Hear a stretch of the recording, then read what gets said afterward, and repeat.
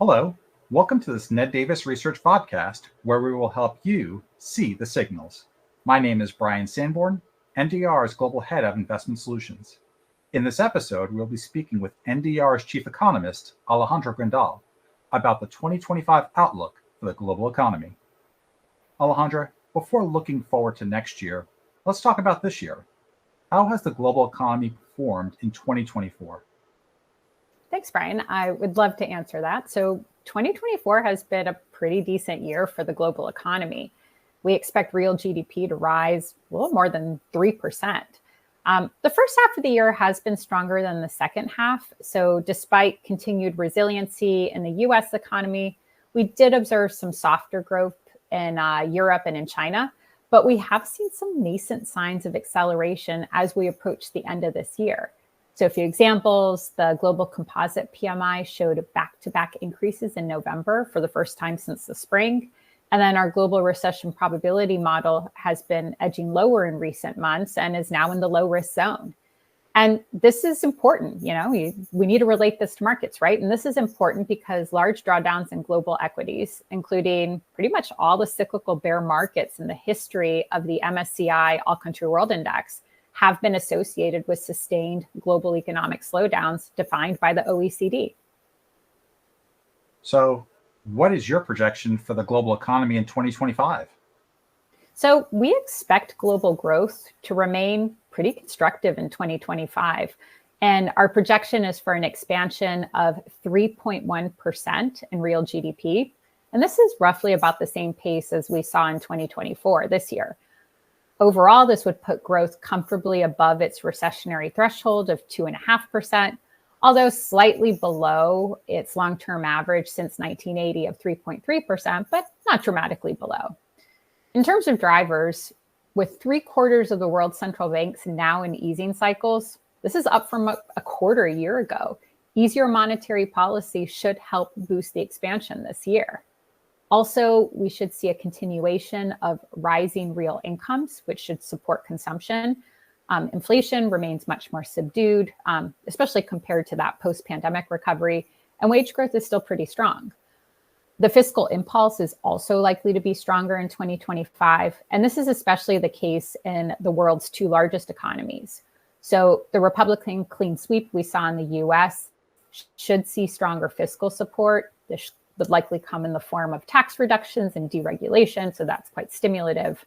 While stimulus from China announced in the fall, and probably even more to come, should keep the economy growing in line with the government's growth goal through next year.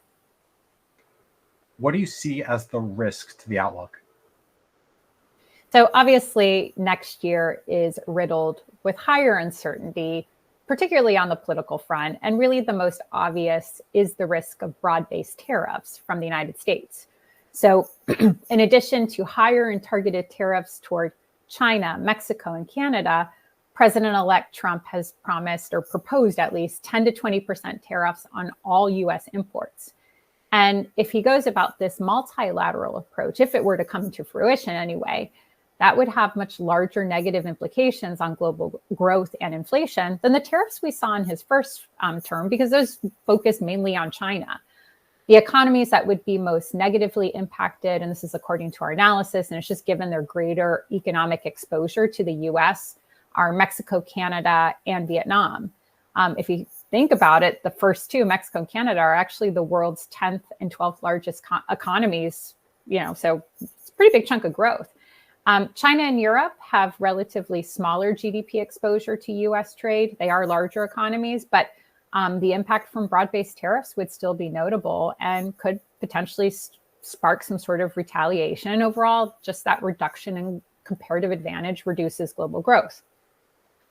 Overall, on the margin, higher global economic policy uncertainty, which obviously this would create, does pose downside risk to the economy and equities. But as you can see on the chart, it's not an all-encompassing determinant. In other words, we need to see the underlying economic fundamentals break down for this uncertainty to have a sizable impact. And for now, the fundamentals at least remain intact. And lastly, what is your outlook for inflation in 2025? No, it's a great question. And, it's really important to point out that global inflation has made an extraordinary recovery since peaking at a double-digit rate in 2022. Goods disinflation has really been the predominant driver of this weaker inflation, pretty much because global supply chains have normalized following a lot of that pandemic-related volatility. The New York Fed's Global Supply Chain Pressures Index suggests just subdued trends well into the next year because it does have a little bit of a leading tendency. But as I mentioned, these US tariffs could present upside risk to inflation.